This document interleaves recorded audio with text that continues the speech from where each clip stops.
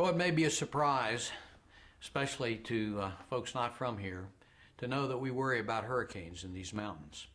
And in particular, Ivan and Francis, 5 years ago, came through, and together they cut the parkway to the north and the parkway to the south, and those are the principal ways people get to the orchard. So it put us on an island. You could get to us, but you had to detour to come to us, and then you had to detour to leave, and a lot of people chose not to do that. And we had 2 pretty hard years at the orchard.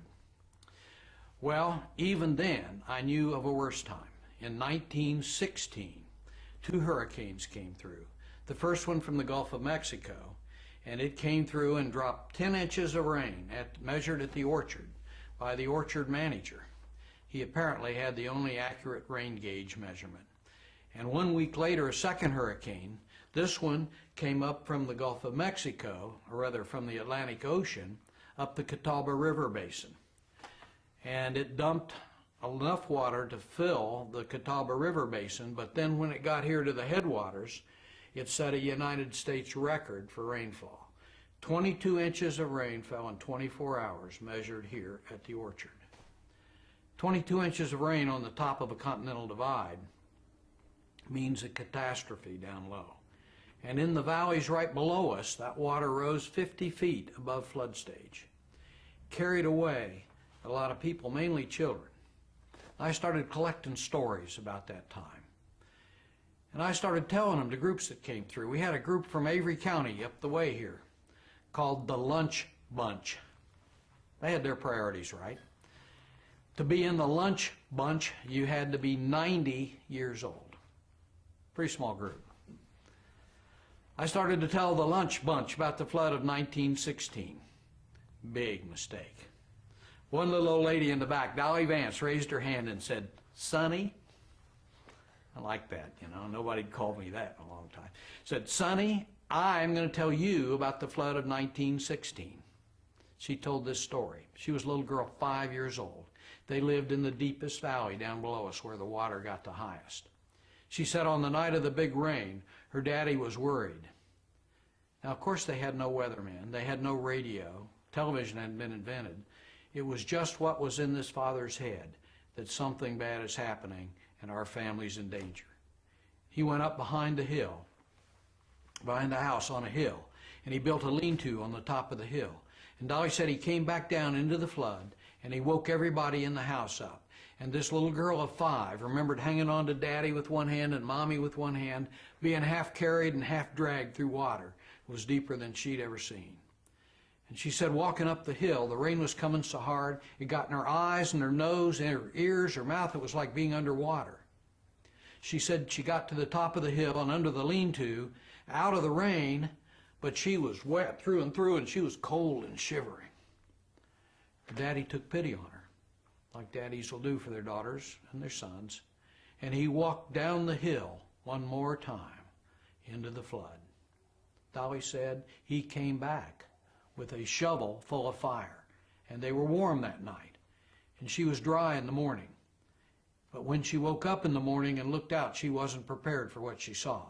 During the night, the water had come around all sides of this hill, and it was coming closer and closer to the lean-to. And it wasn't like water rising in a bathtub. It was roaring and raging. She said it was carrying logs and animals and debris, and even a log cabin came floating down that had been lived in hours before. She said the water stopped before it got to their lean-to, and then it started down as fast as it had come up. When it got down far enough they could look down and see where their house used to be, it was gone. They had nothing left but the clothes they were wearing. She said they came off the mountain. They met their neighbors, the McGees. The McGees were looking for 3 lost children. They found the body of the first one in the mud along the North Fork River. They couldn't find the second one until Dolly said, "The butterflies led us to the body of the second child." The third was a baby, sleeping on a mattress. The mattress floated away before anybody could save the baby. They were looking downstream for the baby or the mattress, and way out in the middle of the water, way up in the top of a tree where it had been put by the flood, was the mattress. And somebody scrambled out to that tree, climbed up the tree, looked down on the mattress, and there was the baby alive. They saved the baby's life. It was a miracle. Then Dolly said they went a little further downstream, and they saw this figure waving to them from the top of a big old tree. And they got close enough, and Dolly looked up, and there was her granny up there in the tree. And they got close enough to talk to Granny, and she was right cross with them. "Where have you been?" "I've been in this tree for 3 days. Nobody came to look for me." "You don't really love me, do you?" Dolly didn't tell me this part, but I'll bet the adults had a little discussion before they decided to get Granny out of that tree. But they did, and when they did, she didn't say thank you. She didn't say bring me something to eat or something to drink.